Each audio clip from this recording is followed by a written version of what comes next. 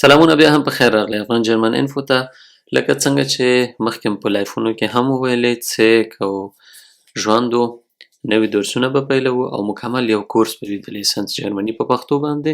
دا د وخت را رسېدلی سر له ننه به شروع کړو جرمني په پښتو د لیسنس درسونه څومره چې کېږي ساده به یې کړو تر څو وکولی شو له 3 تر 6 میاشتو پورې که د ورځې مونږ 2 ساعته وخت ورته ورکړو هفته کې 4 ورځې یا 3 ورځې ورته کینو نو حتما کولی شو له 3 تر 6 میاشتو پورې خپل لیسنس جرمني په پښتو باندې واخلو.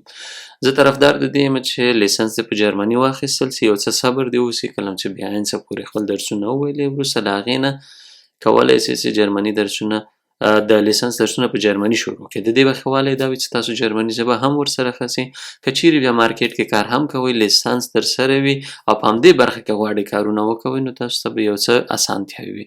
کولی سئ په انګلیسي هم ووایئ، په ترکي هم ووایئ، په هره ژبه چې تاسو مهارت لرئ ووایئ. او که چیرې تاسو په انګلیسي باندې دومره ماهره نه یاستئ او انګلیسي مو سمه زده نه وي نو ښه به دا وي چې په همغه الماني ژبه باندې ووایئ، هغې پورې به مو جرمني هم ورسره ښه سوي وي، نوي لغتونه به مو هم یاد کړي وي. نو مشوره همدا ده او وړاندیز هم همدا ده چې په جرمني پښتو یې ووایئ. مخکې له دې چې د لیسنس په اړه لا ډېرې خبرې ولرو، که چیرې جرمني ته نوي راغلي یاستئ او یا مو هم جرمني ژبه ډېره نه ده زده، کولی سئ چې اسانه جرمني یوټیوب ته هم لاړ سئ، سبسکرایب یې کړئ او درسونه را روان دي. که چیرې تاسو ضرورت ورته نه لرئ او بل څوک ورته اړتیا لري هم کولی سئ ورسره شریک یې کړئ. که چیرې د کمپیوټر زده کړه او انټرنیټ یا هم مالي سواد برخه کې غواړئ معلومات ترلاسه کړئ هم کولی سئ زیار یوټیوب سبسکرایب کړئ، هلته به هم د انټرنیټ، کمپیوټر او مالي سواد په برخه کې خبرې ولرو. زه به د لیسنس برخه ته د موټر چلونې تیوري لارښود کورس وړیا ده جرمني په پښتو کولی سئ افغان جرمن انفو یوټیوب نه یې تل وګورئ. راځو به د کورس جوړښت ته چې د کورس جوړښت څنګه ده. زیار یم ستاسو په خدمت کې. د لیسنس لوستونه د موټر چلونې تیوري ازموینې لارښود کوم درسونه چې موږ دلته وینو یا یې لولو دا ټول د تیوري لوستونو برخې دي. د لیسنس لوستونه د زده کړې مهالویش او لارښوونه د پوښتنې زده کړې لارې چارې او د مصرف کمول. د دې لیسنس کورس ټوله موخه دا ده چې پرته له دې چې سړی ډپریس سي او د فشار نه لاندې راسي او یا هم ډیر مصارف یې باندې راسي. نن سبا که چیرې وګورو د احصایې له مخې د لیسنس مصرف 2400 یورو نه ان تر لکه څنګه چې ماته پیغامونه راغلي دي ځینو افغانانو په 11,000 یورو هم ترلاسه کړی یا همغونه به مصرف کړي دي چې لیسنس لاسته راوړي. دا په لومړي ځل دومره مصرف په باندې نه راځي، خو کله چې تاسو بار بار په امتحانونو کې پاتې کیږئ، بار بار تیوري ازموینه وي که هغه عملي ازموینه وي، نو د مصارف نور هم زیاتیږي. او یا دا چې تاسو یو دفعه انمیلډونګ وکوئ بیا وروسته ورته په تمه کښېنئ چې ودرېږه زه درسونه ووایم، په هغې کې بیا یو کال تېر سي، بیا وروسته بیا په کال راځي، بیا پې باندې پیسې ورکوئ.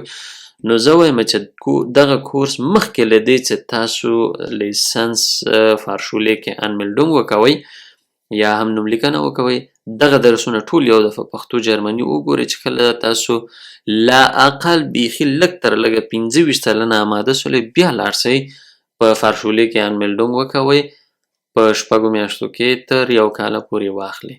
کنی زه خو وایم چې کله تاسو ښه اماده سولئ 3 نه تر 6 میاشتو باید تاسو په فارشولې کې پاتې شئ او خپل لیسنس واخلئ. لیسنس 2 امتحانونه لري چې یوې تیوري ده او بلې عملي ده. څنګه به موږ آمادګي نیسو یا څنګه به ځان تیارو دلته هغه ټول شیان چې موږ ته پکار دي که هغه روحي وي که هغه مواد وي څنګه ورته آماده کیږو په دې برخه کې به کار وکړو چې غواړم لیسنس واخلم خو څنګه فوربیرایټوم وروسته له هغې نه به وګورو چې څنګه کولی شو موږ پوښتنې زده کړو. ټول بوګونونه په دې کې دي. د تیوري برخې عمومي پوښتنې اول کار کوو داسې لیسنس ته څنګه رسېدلی سو، کم کاریال یا اپلیکیشنونه وګورو، ویډیویي پوښتنې چې ډېرې مهمه دي، 5 نمره‌یي پوښتنې دي دا به کار وکړو. شمېر لرونکې پوښتنې چې ځینې پوښتنې دي یوازې شمېرې لري. ټرافیکي لوحې به وپېژنو، اول چې کومه لوحه څه معنا لري، بیا به وروسته ورپسې د ټرافیکي لوحو تیوري پوښتنې وي. لومړیتوب او حق لرل چې فور فارت ورته وایي، دې کې ډېرې ستونزې وي، دا به کار وکړو. د سرعت فورمولونه دي، تخنیکي پوښتنې دي چې ډېری پکې ستونزې لري، دا به کار وکړو. وروسته له هغې نه بیا راځو د تیوري برخو، هغه ډلبندي شوې موضوعګانې چې دي هغې ته به راځو، لکه خطر پوښتنې دي، د فرکیرسفرهالتن دي، لومړیتوبونه دي، ټرافیکي لوحې دي، چاپېریال ده، تخنیک ده او همداسې نورې برخې.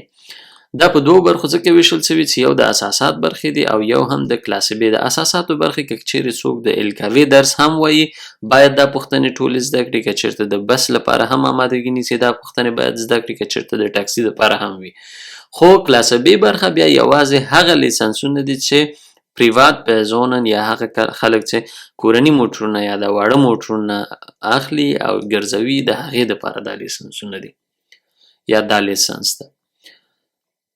هیله ده چې دا کورس وکولی شي تاسو سره مرسته وکړي او تر ډیره بریالي شئ. تر بیا ښې چارې.